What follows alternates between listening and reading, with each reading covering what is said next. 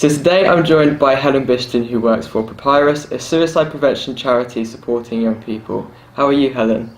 Hi, I'm great, thank you. Okay, so now we've got a few questions for you that might be helpful for our viewers. The first one, if people are feeling overwhelmed during exam season, what should they do? Is there any way they can get advice? Okay, I think the important thing to remember is that when you are feeling stressed and overwhelmed, and we know that exam season can bring with it a lot of pressure.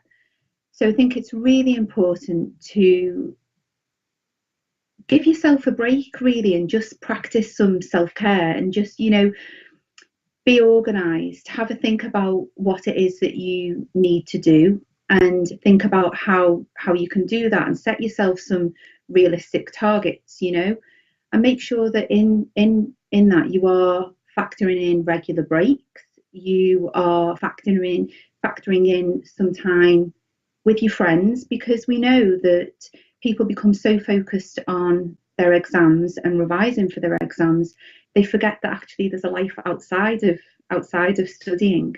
So it's just really important to make sure that you're looking after yourself. It's really important to take regular breaks and to do all of the things that adults generally nag you to do. So it is about getting plenty of rest. It is about making sure that you're eating properly. It's giving yourself enough time. It's making sure that you feel as prepared as you can be.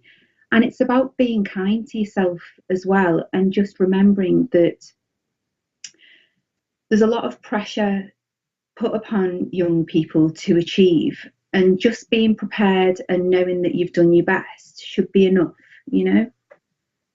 Okay, are there any signs to look out for if someone was beginning to feel low or feeling like there's nowhere to go? Yes, there is.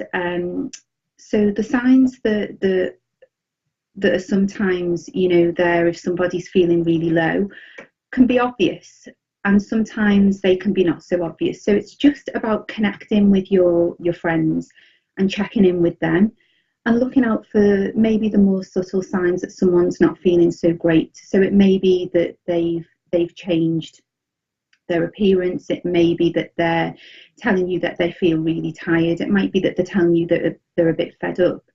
But also there might be a change in them feeling suddenly very upbeat or suddenly at ease with everything that they were worried about before. So it's just being mindful that we're looking for any changes. And as I say, some of them are kind of quite subtle.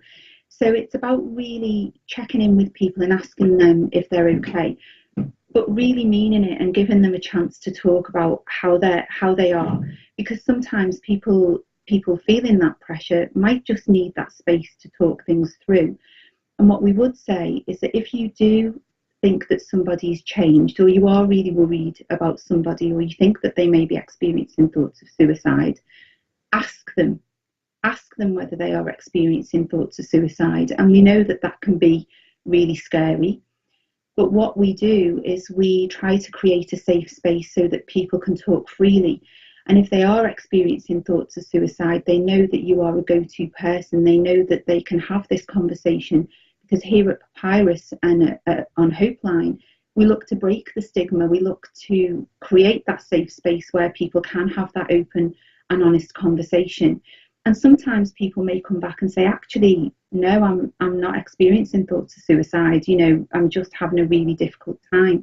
But again, it's connecting with people and allowing them that time to explore how they're feeling. Interesting, that's good advice. How can young people keep good mental health? Are there any mindfulness exercises, activities they can do? Self-care is really important, and it's very individual. So what we would encourage is that young people find out what works for them. It's not a one size fits all. So while somebody might really benefit from going for a run, that could be someone else's biggest nightmare. So it's about finding what works for you.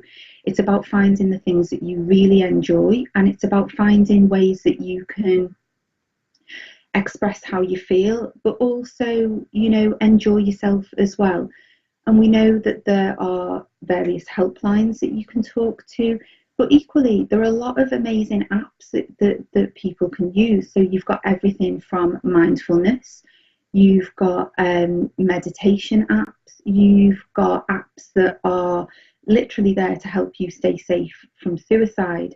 But what we would encourage people to do is talk about how you're feeling, talk about things before you feel overwhelmed, talk about things that are bothering you, and talk about how how your friends are. And as I said earlier, really check in with each other, really check in with how you are, and just keep those conversations going. Okay, thank you, Helen. These tips and advice are obviously very important. Obviously, teenagers don't really talk about this topic often, so thank you very much for your time. Okay, well, thank you very much. You're really welcome. It's been an absolute pleasure. I'm George from MSc. You can find Papyrus down below in the description and also other places for support.